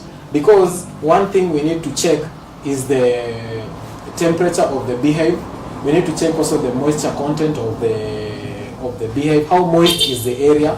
We need to understand in that particular environment that we are keeping our bees, is it favorable? Now, the technology works in this manner. Once it is installed to your beehive, one, it will give you real-time information on the activities that are happening in your beehive. Yes, we do tree planting activities. Now, like for instance, in the farm back in Nyeri, we really had to do a lot of planting of trees so that we can also encourage the environment to be more favorable and have more forage and different forage for the bees.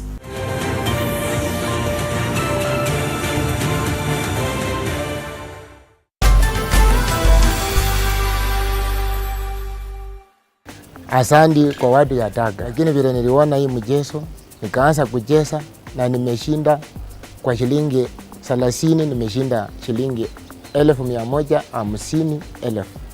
Watu wa Daga, asante sana, mbarikiwe sana. Hili ni ya ukweli, naambia wenye wajacheza wacheze. Hizi pesa niko na shughuli ya school fees tena na kuongeza kilimo yangu. Nasema tu ni asante. Nenda kwenye paybill 440440 account Kass. Amount cheza na shilingi 20 hadi shilingi 2,000 na ushinde mamilioni. Dakamita kuwa bingwa.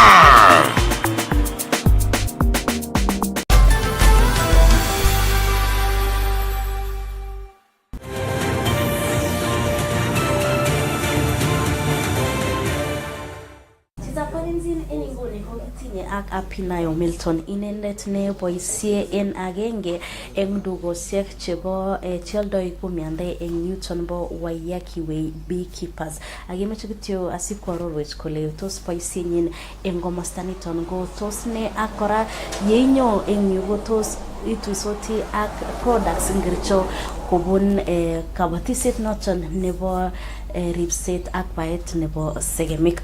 Hujambo Hapinayo, karibu sana.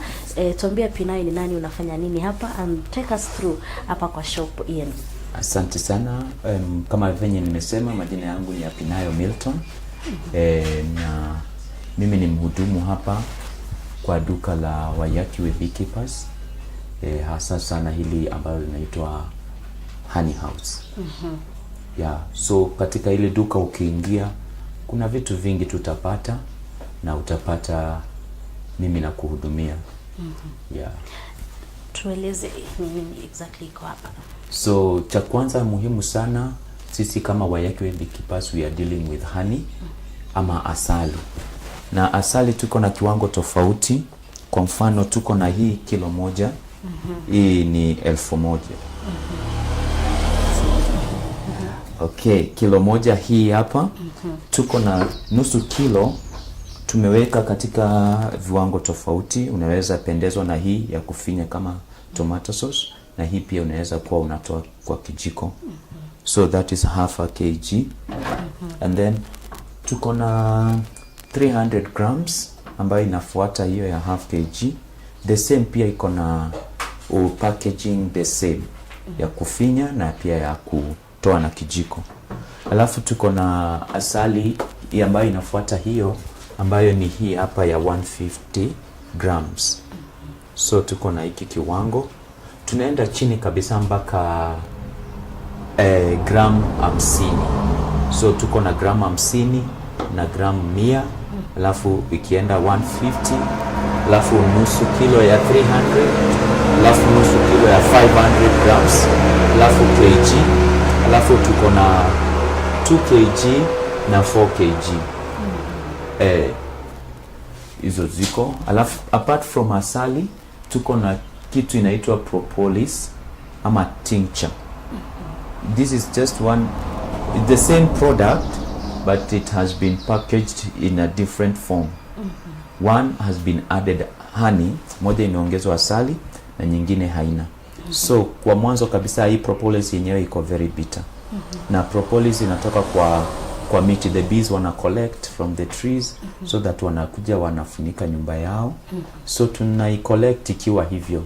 In the raw form inakuwa liquidified. Yani kuwekwa tuko nini. Sababu hii the maximum unaweza chukua ni tone 3. 3 droplets under the tongue. Hii kwa sababu ya watoto tumeweka asali. the same piece product, but this one has been mixed with the honey, ndio at least watoto wachukue. But the intake of this one ni kijiko moja ama this cup. Matumizi yake ni gani? Ya, matumizi yake inasaidia kama mtu akona kikohozi mzito, kama kifua inakuuma, na pia kama uko na homa, na pia kama uko na headache, this one itakureducia, na pia mouth ulcers kama uko nazo, na pia kama meno yako you have tooth pain, you can take propolis in whichever form, it will reduce those pains. Yeah, it is very good for respiratory system. Acha niseme tu respiratory system is very good. Yeah. Okay. And then tuko na hii ni body cream na iko tofauti. Body cream iko tofauti, na this one kama hii iko na butter. Yeah, so inakuwa flavored nivyo. So but this one is a combination ya beeswax, asali, borax na paraffin wax kidogo. Just to make it, hii tu in a nutshell ni kama mafuta ya ng'ombe. The way to from the initial state. The borax imewekwa tu ndio ikuwe yani applicable kwa mwili. Isikuwe imekauka. Yeah. So inasaidia aje mwili? This one, number one, kitu kukubwa sana ni kusmoothen ngozi na kuopen spores ndio uweze kupumua vizuri. Yeah. Okay. So tuko na in sizes mbili, kuna ya 200 ml na kuna 65 ml. Okay. Yes. Sawa. Aha, naona kuna vitu zingine hapa. Hebu tuelezeni zipi. Ikianza hapa juu kabisa, hii tunaita smoker, just the same as this one. So this one, wakati wewe ni mkulima, unahitaji chombo kama hiki. Kwanza, in fact, hiki ni muhimu sana kwa sababu ya at least kuwafanya nyuki waziwezwe kidogo ama they doze off a bit for easy management ya work on your hive. So you just place unaweka old newspapers ama majani ambayo yamekauka. But with a specific tree, not kila majani. Yeah, because kuna majani ingine iko very toxic na inaweza nini. Ama cartons, you can put it inside. So ukishaweka unawasha. So the purpose ya hii ni kuweza when you push it inatoa hewa.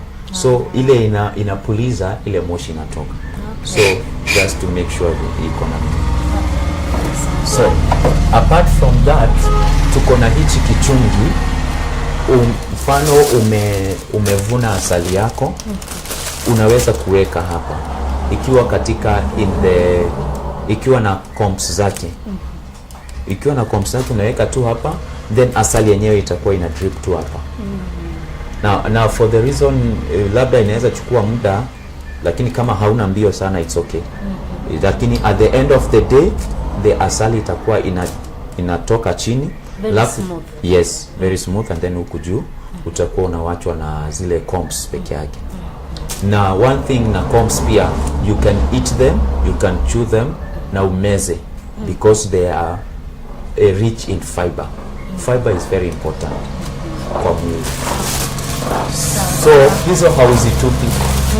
Yeah. Okay.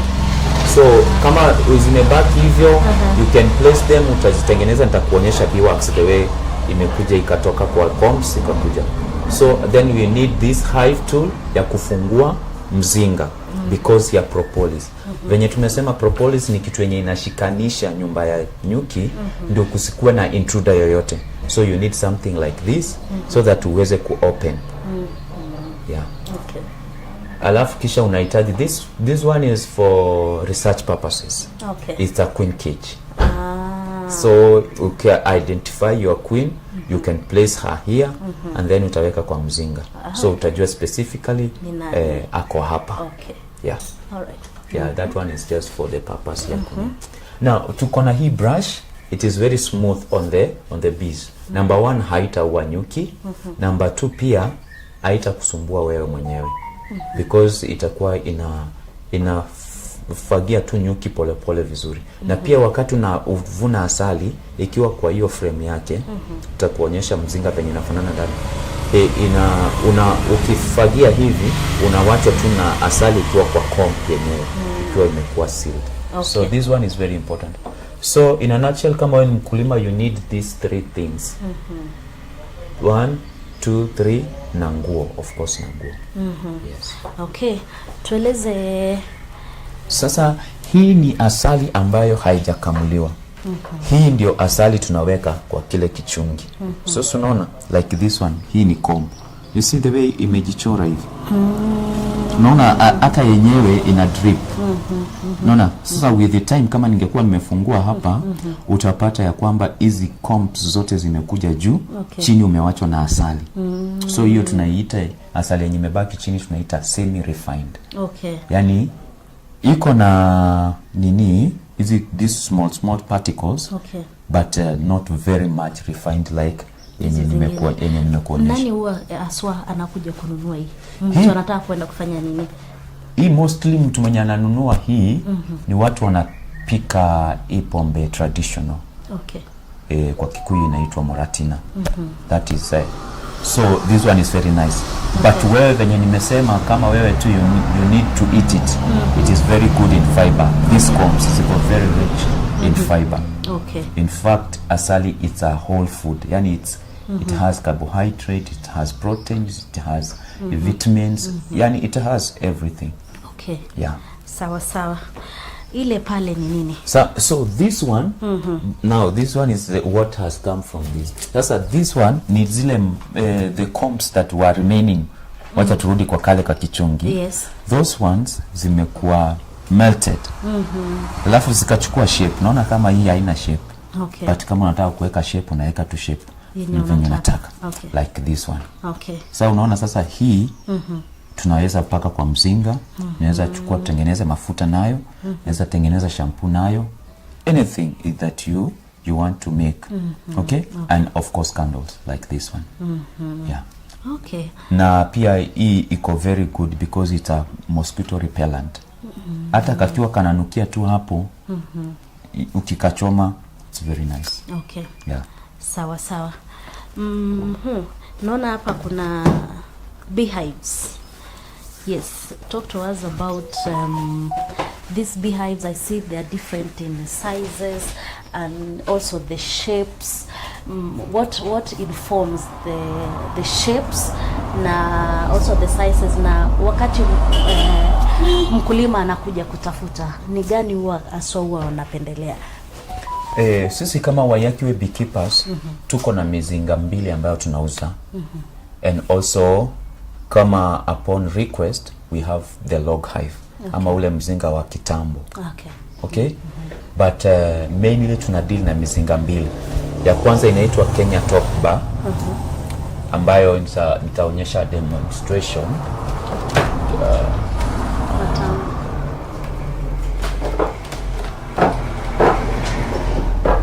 Manake ndio hiyo. So ikiwa hizi ni frames tumeweka pale. Na Kenya Top Bar iko na 26 frames. So like this tumepanga mpaka ikafika 26. Na ukifika katikati ama the first 10 unapata, ama 13 unapata tumeweka queen excluder.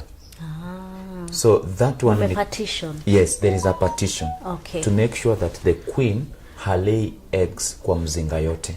You see the log hive, the queen lay eggs kwa mzinga yote. And then at the end of the day ukitaka ku harvest, you may mostly you lose your bees because tena utabidi ungoje tena wajenge tena. But this one iko na partition. There is something we call the queen excluder, something like this, ambayo iko katikati. So this is what goes in as the partition. Yes, there is this one that imewekwa katikati, but this one is for the langstroth. But there is something like this katika hii. Yeah, just to make sure that there is mzinga imegawanywa mara 2. There is the brooding side and there is the super side. So